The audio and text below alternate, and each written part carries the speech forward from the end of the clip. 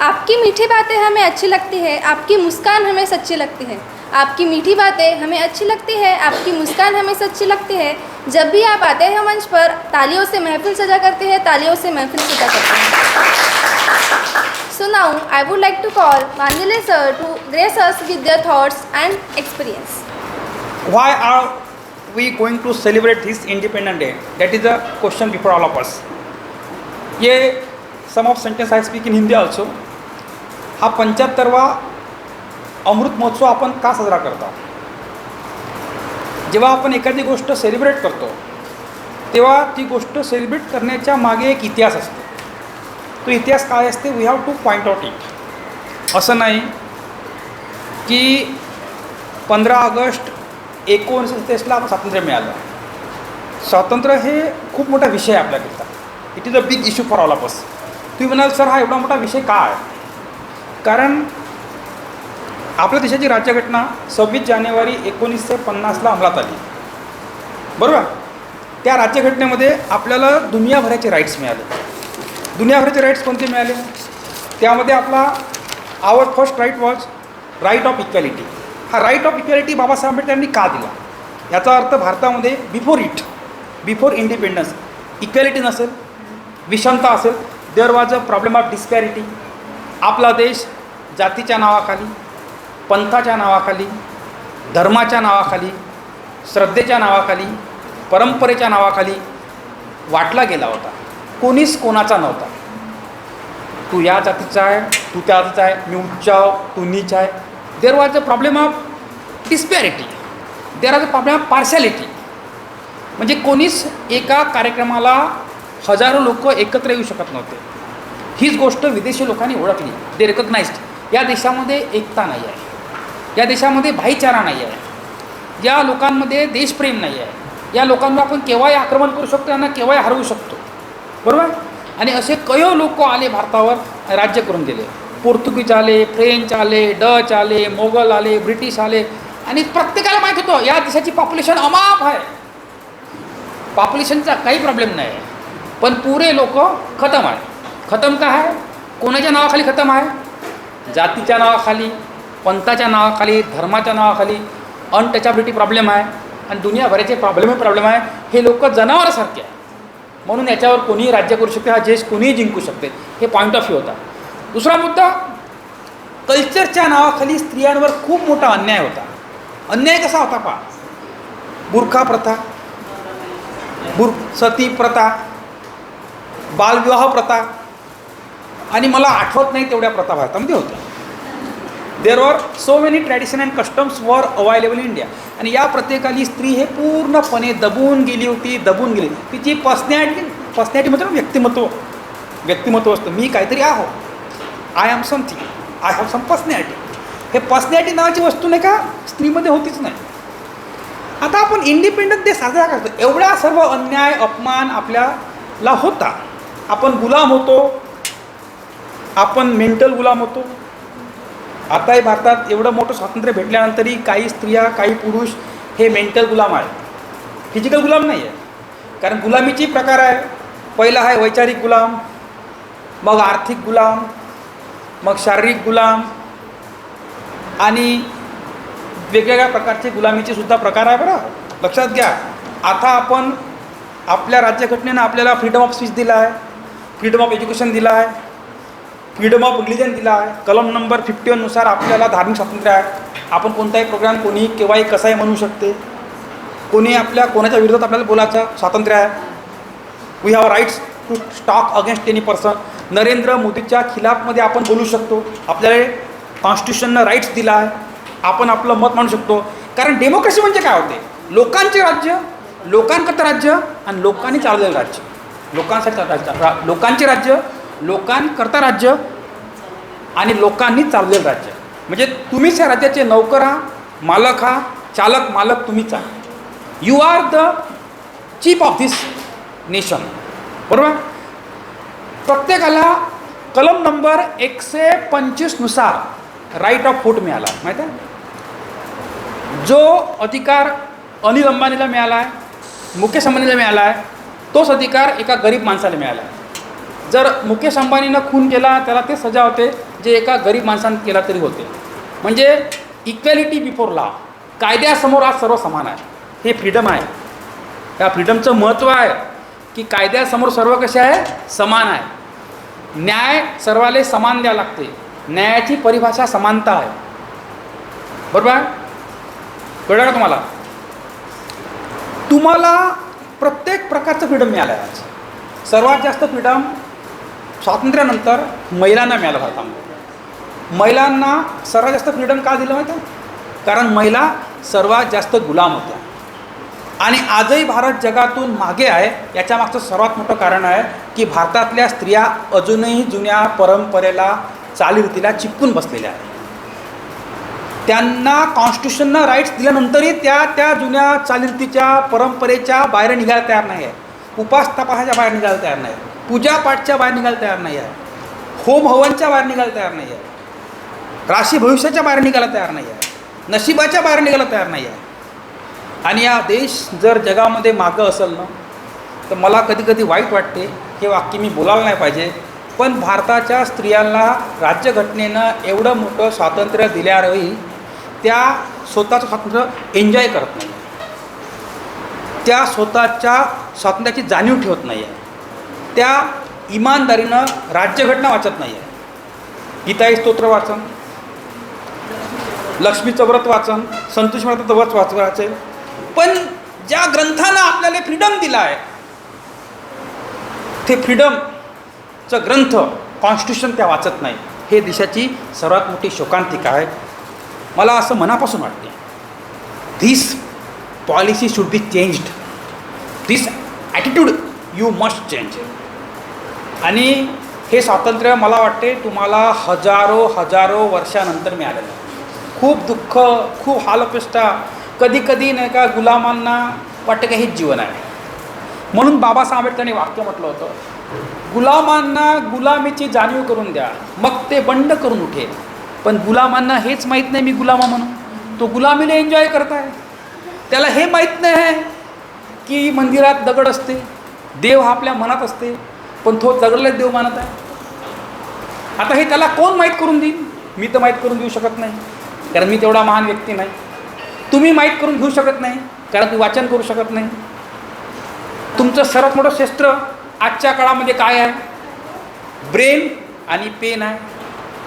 जुन्या काळामध्ये शस्त्र होतं तलवार, नंतर बंदूक आली, नंतर बॉम्ब आले, नंतर बारूद आली, जे याचं ते आलं.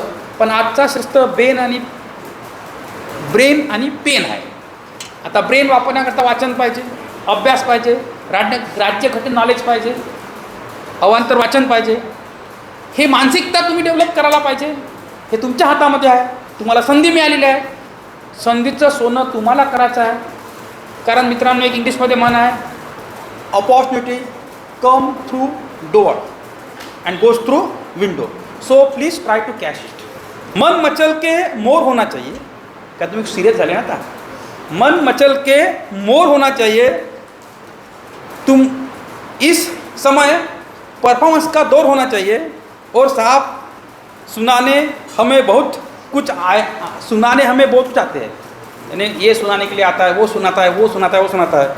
लेकिन जब अगर आपकी तालियों की बौछार रहेंगी तो प्रोग्राम में थोड़ा और मज़ा आता है.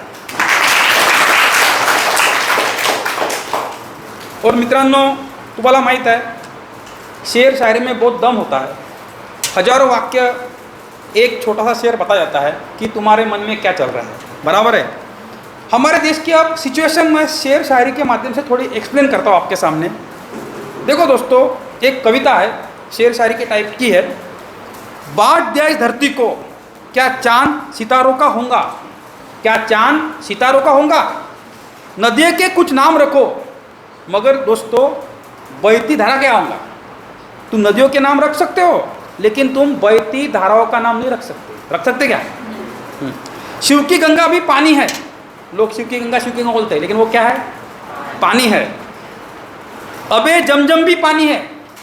वो अबे जमजम एक तीर्थ शस्त्र है मुस्लिम समाजों का, वो भी पानी है. मुल्ला भी पिए, पंडित भी पिए. पानी का मजबूर क्या होगा? Can you say, can you tell? Religion of water, can you tell? पानी आफ्टर ऑल पानी है। इन फिर कापरस्तों से पूछो, क्या सूरज अलग बनाओगे? जिसने अलग अलग हमको बांटा है उनको पूछो तुम, क्या तुम सूरज अलग बनाओगे? बना सकते हो सूरज अलग को? नस्लों का जो इस हवा में सांस है सबकी, क्या हवा भी अलग बनाओगे? क्या लोग ने ये धर्म, वो धर्म, ये जात, वो पात, वो पंथ किया है, क्या वो हवा अलग बना सकते हैं? हवा को धर्म का नाम दे सकते हैं? हवा को जात का नाम दे सकते हैं? हवा पे किसी पर्टिकुलर इंसान का क्या बोलते हैं, मालकी हक है? नहीं है। नस्लों का जो करे बंटवारा वो कौम का ढोंग है। जो हमको बांट रहे हैं ना वो ढोंगी लोग हैं। जो हमको एक नहीं रहने दे रहे वो कौन से लोग हैं? ढोंगी लोग हैं। और क्या खुदा ने मंदिर तोड़ा या राम ने मस्जिद तोड़ी है? और कोई खुदा आया था मंदिर तोड़ने के लिए, कोई राम आया था मस्जिद तोड़ने के लिए? ये जिन्होंने हमें बांटा है ना वो फालतू के लफड़े तैयार कर रहा है, हम में प्रॉब्लम तैयार कर रहा है। बराबर है? इसलिए दोस्तों हमारी एकता ही हमारी पहचान है। तभी तो हम बोल सकते हैं अगर हम एक होंगे तो हमारा भारत देश महान है। बराबर है? तो हमें अगर अपने देश को महान रखना है तो हमें सिर्फ इंसानियत को पढ़ाना है, इंसानियत पढ़नी है। We should be human being, we should be human being. हम मानव होना चाहिए। जात, धर्म, पंथ, वंश सिर्फ इंसानों ने बनाए हैं। बराबर है? तुम सभी इंसानों को एक लाइन में नॉर्मल कपड़े पहनाते हुए खड़े कर दो, कोई नहीं पहचान सकता ये हिंदू है, ये मुस्लिम है, ये सिख है, ईसाई है। सबका ब्लड कैसा है? सरीका है। बराबर है? सबको दो आँखें हैं, सबको दो कान है, सबको बोलने के लिए मुंह है, सबको दो हाथ है, सबको 5 फिंगर है। बराबर है? ये सब फालतू की बकवास है, फालतू की बातें हैं। काम की बातें कौन सी है? काम की बातें हैं तुम्हारे पास क्या टैलेंट है, तुम कौन सा टैलेंट डेवलप कर सकते हो, तुम कौन सी क्रिएटिविटी दुनिया में ला सकते हो, तुम कैसी ह्यूमैनिटी की बातें कर सकते हो, तुम समाज का, देश का कैसे भला कर सकते हो, तुम कौन सा मिसाइल को ढूंढ सकते हो। तुमको मालूम है APJ अब्दुल कलाम वो जाति धर्म से ऊपर है। ऐसे इंसान हमें चाहिए जो जाति धर्म से ऊपर होके भी एक इंसान, एक ह्यूमन बीइंग बनता है, एक फरिश्ता बनता है, जो देश को आगे बढ़ाने के काम आता है। इसलिए दोस्तों हमें थोड़ा सोचना होगा, हमें थोड़ा सोचना होगा। हमें फालतू चीज़ों पे फोकस ना करते हुए हमें विकास के लिए फोकस करना होगा। और विकास किसी इंसान का नाम नहीं है फिलहाल के वक्त में। विकास यानी प्रोग्रेस, तरक्की। बराबर है? तो एक पॉइंट मैं आपको बताता हूँ और मेरे बातों को पूर्णविराम देता हूँ। अपने देश में किस प्रकार की डाइवर्सिटी है? डाइवर्सिटी यानी विविधता। देखो अपने देश में रिलीजियस डाइवर्सिटी है, धर्म अलग अलग है। अपने देश में वंश अलग अलग है, रेशियल डाइवर्सिटी है। अपने देश में कास्ट अलग अलग है, कास्ट डाइवर्सिटी है। अपने देश में अलग अलग कल्चर है, मालूम है ना आपको? ये कल्चर, वो कल्चर, वो कल्चर। अपने देश का जियोग्राफिकल डाइवर्सिटी भी है, उसके बावजूद भी अपना देश एक है। और कोई भी देश एक तभी होता है जब उस देश के इंसानों के पास ह्यूमैनिटी नाम का गुण होता है, उस देश के पास एजुकेशन होता है, उस देश के पास आरोग्य होता है। बराबर है?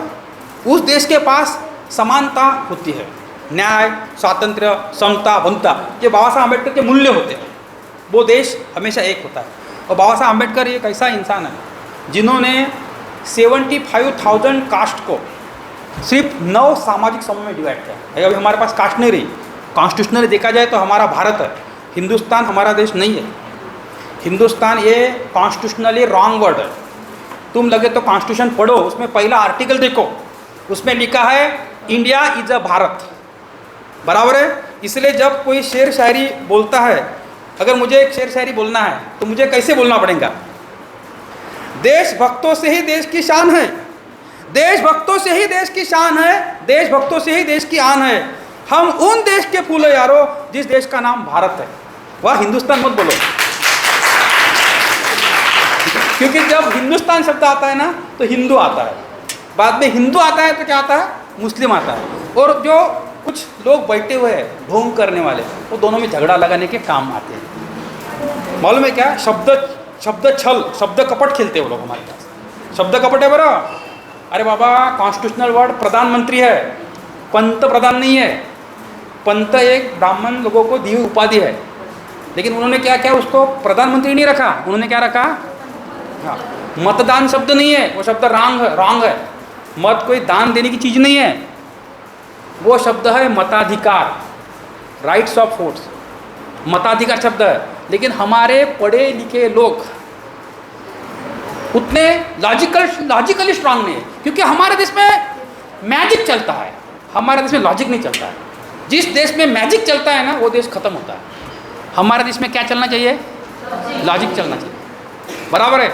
ये जो मैं खड़ा हूँ ना यार, ये व्यासपीठ नहीं है, विचारपीठ है। विचारपीठ क्या है? विचारपीठ। लेकिन हमारे देश में एजुकेशन सिस्टम एवढी इतनी रद्दाड़ है कि भज्जी का पढ़ाते हैं। भज्जी एक विशिष्ट धर्म की निशानी है। पढ़ना चाहिए भाकरी का। भाकर सबके लिए समान है ना, bhakar is equal for all. भाकर सभी खाते हैं, सभी को पेट है। भाकर सभी खाते हैं, इंग्लैंड का भी खाता है, अमेरिका भी खाता है, फ्रांस का भी खाता है, सभी खाते हैं ना, बराबर ना। पढ़ाने का मटन का पढ़ाओ, मटन सभी दुनिया में समान है। बराबर है। जो चीज़ है ना पूरी दुनिया में कॉमन है, वो पढ़ाओ नहीं यार। तुम किसी एक पर्टिकुलर लोगों को क्यों प्राधान्य दे रहे हो? सबके लिए समानता रखो। बराबर है। तो मुझे मालूम है समय बीतते जा रहा है। एक शेर शायरी मैं आपके लिए रख देता हूँ। वैसा मुझे उतना नॉलेज नहीं है शेर शायरी का, लेकिन कैसा है, अभी अपने क्लास में लगातार प्रोग्राम हो रहे हैं, तो प्रोग्राम में 4 चांद लगाने के लिए शेर शायरी बहुत ज़रूरी है। am I right or wrong? तो एक ऐसी शेर शायरी है।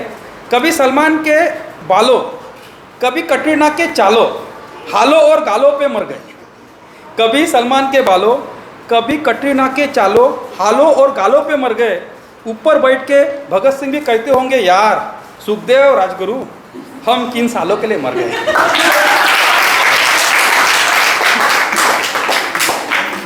और अभी हमारे अंदर अगर बहुत ज़्यादा आज़ादी का जुनून सवार हुआ तो हम एक शेर शायरी गाते हैं।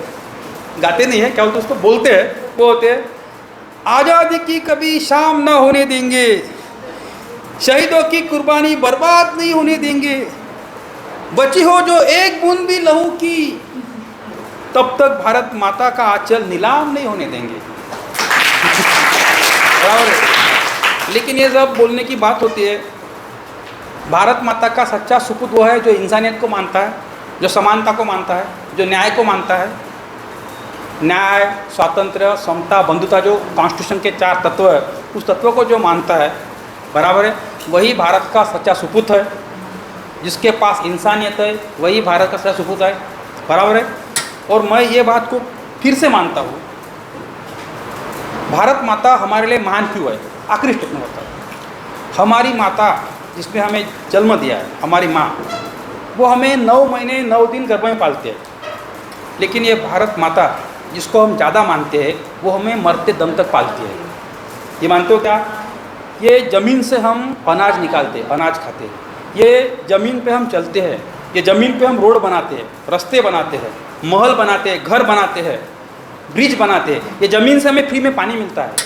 ये भारत माता हमें पेड़ पौधे देती है, फल फूल देती है, फ्री में हवा देती है। यहाँ से हमें क्या नहीं मिलता है? हर चीज़ हमें इस भारत माता से मिलती है, ये माता से मिलती है। इसलिए हमारे ज़मीन की रक्षा करना, हमारे देश की रक्षा करना, हमारे ज़मीन के लिए इंच के लिए जान न्यौछावर करना, ये हमारा कर्तव्य होता है। बराबर है। जो यहाँ रहता है वो सब भारत माता का सुपुत्र है।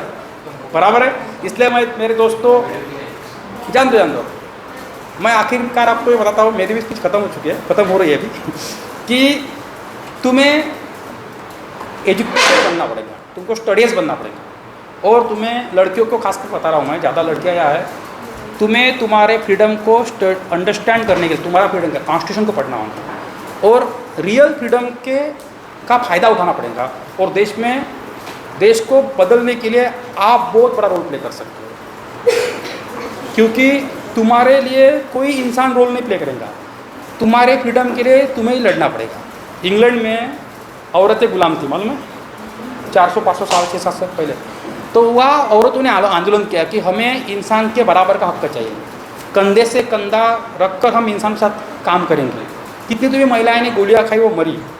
उस जमाने का आंदोलन सक्सेसफुल हुआ और इंग्लैंड की महिला और पुरुष शरीर के रहते, कंधे से कंधा मिला के चलते हैं, बराबर है। एक होटल में खाना खाते हैं तो वो भी पैसे देते हैं, वो भी पैसा देता है, दोनों में कैसा इक्वलिटी है, बराबर है।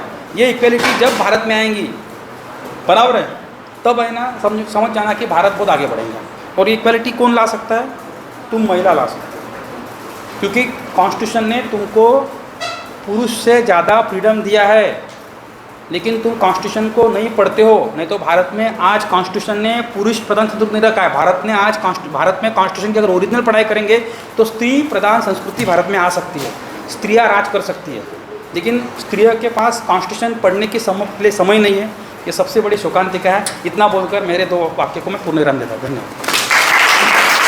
Thank you sir for your inspirational thoughts. चांद को चांदनी मुबारक हो, फूलों को खुशबू मुबारक हो। चांद को चांदनी मुबारक हो, फूलों को खुशबू मुबारक हो। हमारे तरफ से पूरे देशवासियों को स्वतंत्र दिवस मुबारक हो, स्वतंत्र दिवस मुबारक हो। So now we are at the end of this program. So I would like to call Master Naitik Devde to propose vote of thanks. कुछ हाथ से मेरे फिसल गया, वो पलक झपक कर निकल गया। जब लाशें बिछ गई लाखों की, सब पलक झपक कर बदल गया। जब रिश्ते राख में बदल गए, इंसानों का दिल दहल गया। मैं पूछ पूछ कर हार गया, क्यों मेरा भारत बदल गया, क्यों मेरा भारत बदल गया। Good evening to all. I am master Naitik here for proposing vote of thanks to all. First of all, I thanks Almighty God for making the today's occasion a resounding success. I thanks Vandile sir for giving their presence in from their busy schedule. I also thanks most of the participants who prepared nice speeches and kept most of the serious points which should be executed by the government soon.